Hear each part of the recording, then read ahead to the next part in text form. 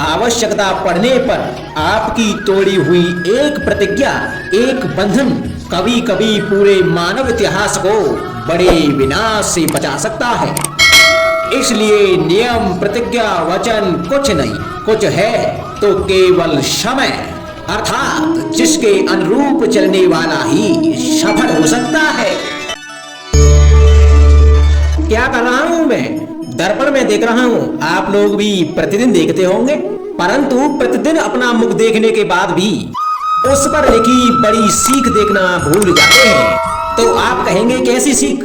तो जाइए फिर से दर्पण के सामने जाइए और दर्पण में अपना मुख खोलकर देखिए, क्या दिखेगा? दंत पंक्ति और जीवा है ना? तो आप विचार करके देखिए, दंत जन्म के पश्चात आते हैं, एक बार नहीं दो दो बार आते हैं, परंतु मृत्यु से पहले नष्ट हो जाते हैं। और जीवा जन्म से पहले से ही होती है और मृत्यु के पश्चात भी मनुष्य के अस्तित्व में रहती है। अर्थात दंत कठोर होते हैं और जीवा कोमल लचीली, परंतु दंत नष्ट हो जाते हैं, जीवा नहीं। यही रहस्य है। हड्डी और कठोर लोग शीघ्र नष्ट होते हैं, कोमल और लचीले लोग स्वयं को परिस्थिति के अनुसार ढालने में सक्षम होते हैं। यही मात्र एक कारण है। हड्डी और कठोर लोगों की तुलना में कोमल और सरल स्वभाव वाले व्यक्ति का जीवन सरल हो जाता है। संबंध एक सहारा होता है जीवन का, और संबंधी वो होते हैं जिनसे आवश्यकता पड़ने पर सहायता मांगी जा सके, जिन पर विश्वास किया जा सके कि बुरे समय में वो हमारे काम आएंगे। कभी ऐसा भी हुआ होगा कि आपके पास कोई सहायता मांगने के लिए आया होगा, या ऐसा भी हो सकता है कि आप किसी के पास सहायता मांगने के लिए गए हों, परंतु प्रश्न यह उठता है कि किसी के मंतव्य में उसकी सहायता इसलिए कर देनी चाहिए क्योंकि वो आपका संबंधी है। अब आप कहेंगे कि ये कैसा प्रश्न हुआ? तनिक सोचिए, एक अस्त्र बनाने वाला जब अस्त्र बनाता है तो ये अस्त्र किसको देना है, ये अधिकार उसी के पास होता है। वो चाहे तो ये अस्त्र किसी को भी दे सकता है, वो एक सैनिक को भी दे सकता है या एक डाकू को भी, और यही अस्त्र दो भिन्न काम कर सकते हैं। यदि डाकू के हाथ में आ गए तो वह इनका भय दिखाकर लोगों को लूटेगा, निरपराधों का रक्त बहाएगा, अर्थात सहायता करने वाले की भी अवस्था कुछ ऐसी ही होती है। इसलिए किसी की सहायता करने से पूर्व ये विचार कर लेना आवश्यक है कि किसे क्या, कब और कितनी सहायता देनी चाहिए कि उसका दुरुपयोग ना हो। यदि आपकी सहायता से कोई अधर्म हुआ तो उसके उत्तरदायी आप ही होंगे। जीवन में कई बार ऐसे अवसर भी आते हैं कि आप लोगों से मिलने जाते हैं और उनसे कुछ आकांक्षाएं भी रखते हैं, और कई बार जीवन में ऐसे अवसर भी आते हैं कि लोग आपसे मिलने आते हैं। इसलिए अतिथियों का सम्मान करने से पूर्व सदा कुछ बातों को स्मरण रखना आवश्यक होता है।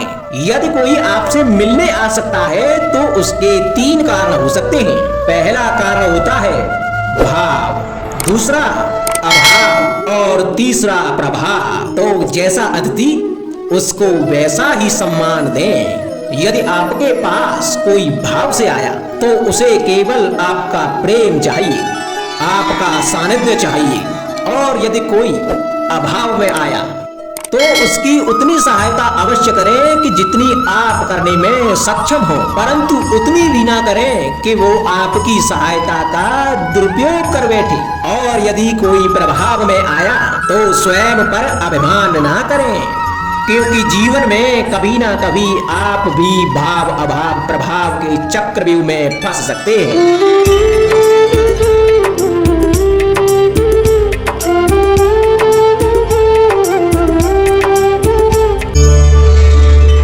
कभी आप ब्रह्म मुहूर्त में जगे हैं? जग कर देखिए, संध्या होने के पश्चात जब रात्रि का अंधकार सारे संसार को धीरे धीरे अपने अंधकार में निगलने लगता है, तो यही अंधकार ब्रह्म मुहूर्त में भोर होने से ठीक पूर्व तनिक अधिक काला हो जाता है।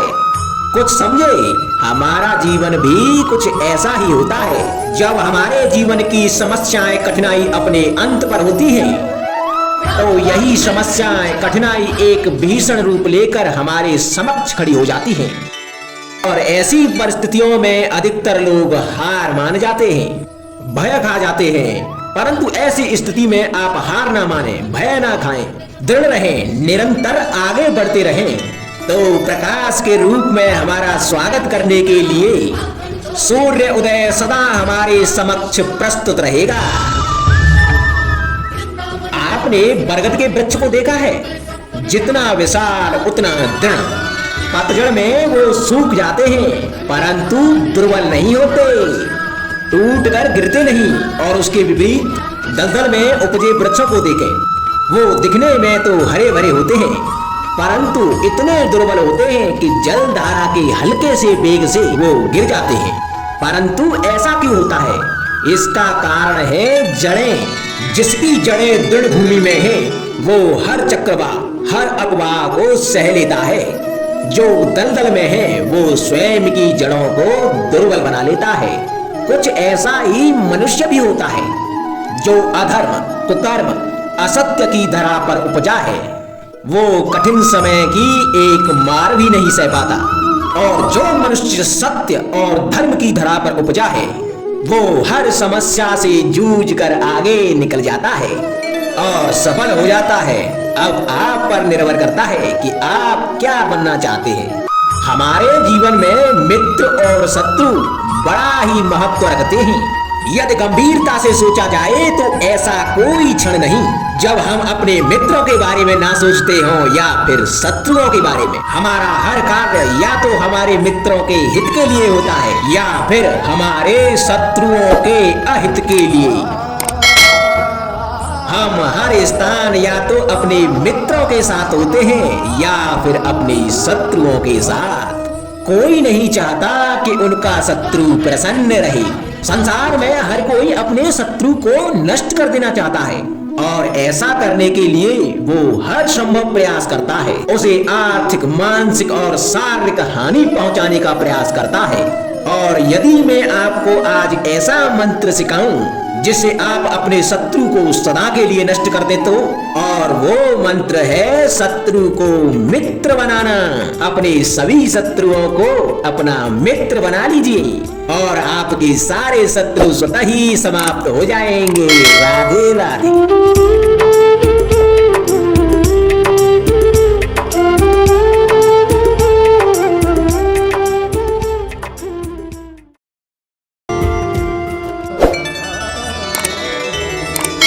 संगति या साथ, मित्र और साथी मनुष्य के व्यक्तित्व के लिए सबसे महत्वपूर्ण होते हैं। अब आप कहेंगे कि ये कैसे? मनुष्य अवश्य अपने व्यक्तित्व के लिए उत्तरदायी होता है परंतु मनुष्य संगति में ना चाहते हुए भी उसका व्यक्तित्व संगत की भांति हो जाता है। इन पात्रों को देख रहे हैं आप? मध्य में जल रखा है, इसमें दूध और इसमें मलिन कीचड़ रखा है। यदि मैं इस जल को दूध में मिलाता हूं तो यह जल दूध बन जाता है और यदि इसी जल को इस मलिन कीचड़ में मिलाता हूं तो यह जल या मलिन कीचड़ में परिवर्तित हो जाता है। हाँ, ऐसी कोई युक्ति नहीं कि जल बिना घुले मिले दूध या कीचड़ में अपना अस्तित्व बनाए रखे या इनसे अलग बना रहे। और ठीक ऐसा ही मनुष्य के जीवन में भी होता है कि यदि एक गुणहीन व्यक्ति गुणवानों की संगत में बैठे तो उसे भी गुणवान समझा जाता है, सम्मान का पात्र समझा जाता है। और यदि एक गुणवान व्यक्ति गुणहीनों की संगत में बैठे तो उसे भी तिरस्कार मिलता है। इसलिए अपने जीवन में संगति सोच समझकर सावधानी से चुनिएगा। कभी खेत में किसी किसान को खेती करते देखा है? वो उसे सींचता है, जोतता है, पशु पंछियों से खेत की फसल की रक्षा करता है परंतु एक बात का वो सबसे विशेष ध्यान रखता है कि कहीं खेत में खरपतवार न उग जाए। क्योंकि एक खरपतवार का लान खेत की सारी फसल को नष्ट कर सकता है। ठीक उसी प्रकार यदि वंश की कोई संतान खोटी निकल जाती है तो वह समूचे वंश का सर्वनाश कर देती है। इसीलिए संतान के लालन पालन में ध्यान देना आवश्यक होता है, क्योंकि संतान वो फसल होती है जो वंश की आने वाली पीढ़ी को महान बना सकती है या फिर वंश का पतन भी कर सकती है। मनुष्य के जीवन में संतान का बहुत महत्व है। उस संतान के लिए वो कितने कष्ट सहता है, उसे पालता है, पोसता है, और यदि यही संतान उसके संताप का कारण बन जाए तो क्या ये उसका दोष है? अधिकतर ये दोष हमारे लालन पालन का होता है। बचपन में बालक के हट को मानकर हमें आनंद की अनुभूति अवश्य होती है, परंतु धीरे धीरे अपने बालक के हट को मानकर उसके हट के दास हो जाते हैं। एक हड्डी उद्दंड और असंस्कारी संतान उस सूखे वृक्ष के समान होती है कि यदि उसमें आग लग जाए तो वो सारे वन को भस्म कर डालती है। और स्मरण रहे, जब उसमें अग्नि लगती है तो वह सबसे पहले स्वयं के घर को ही भस्म करती है। इसलिए जब आवश्यकता हो तो अपनी संतान के हट का विरोध करें, उसे रोकें, क्योंकि समय रहते ऐसा ना किया गया तो भविष्य में इस समस्या के परिणाम गंभीर हो सकते हैं। प्रतिज्ञा, वचन, ये सब मनुष्य ने समाज को सही दिशा में रखने के लिए बनाए हैं। वो मनुष्य ही क्या जिसके जीवन में नियम ही ना हो, जिनका वो पालन ना करे, परंतु समय के साथ चलने के लिए नियमों को भी बदलना आवश्यक होता है, क्योंकि ये आज का समय ही तो है जो बीत जाने के बाद इतिहास बन जाएगा। यदि आवश्यकता पड़ने पर नियम और प्रतिज्ञा भंग न की जाए, समय की मांग के प्रतिरूप अपनी प्रतिक्रिया न बदली जाए, तो इतिहास हमें कभी क्षमा नहीं करेगा। आवश्यकता पड़ने पर आपकी तोड़ी हुई एक प्रतिज्ञा, एक बंधन कभी कभी पूरे मानव इतिहास को बड़े विनाश से बचा सकता है। इसलिए नियम, प्रतिज्ञा, वचन कुछ नहीं, कुछ है तो केवल समय, अर्थात जिसके अनुरूप चलने वाला ही सफल हो सकता है। कभी किसी पंछी को घोंसले की नींव बनाते देखा है? अथक परिश्रम करके तिनका तिनका बिटोर के वो पंछी अपना घर बनाता है, अपनी संतान के लिए एक सुरक्षित घर बनाता है। और कहीं से तीव्र आंधी आती है, बारिश आती है और उसका घर तिनका तिनका करके बिखर जाता है। फिर वो पंछी रोता नहीं, ना ही विलाप करता है, वो बिना विलंब करे फिर से अपना घोंसला बनाना प्रारंभ कर देता है और सफलता पाता है।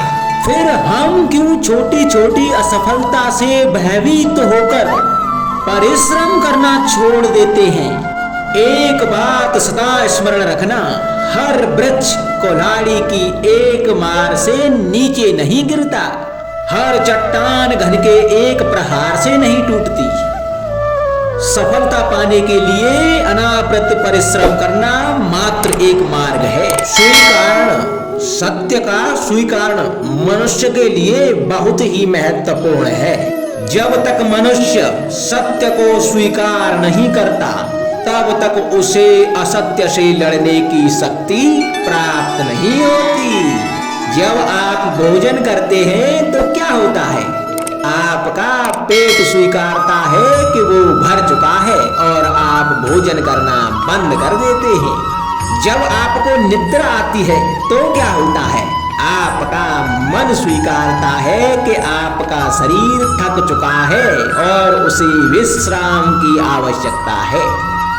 उसी प्रकार जब आपको किसी व्यसन को रोकना हो तो आपको स्वीकारना होता है कि बहुत हो चुका, चाहे वो लालच हो या मदिरा पान। उस व्यसंग का त्यागना तभी प्रारंभ होता है जब आप यह स्वीकार कर लेते हैं कि आप उस व्यसंग के बंधन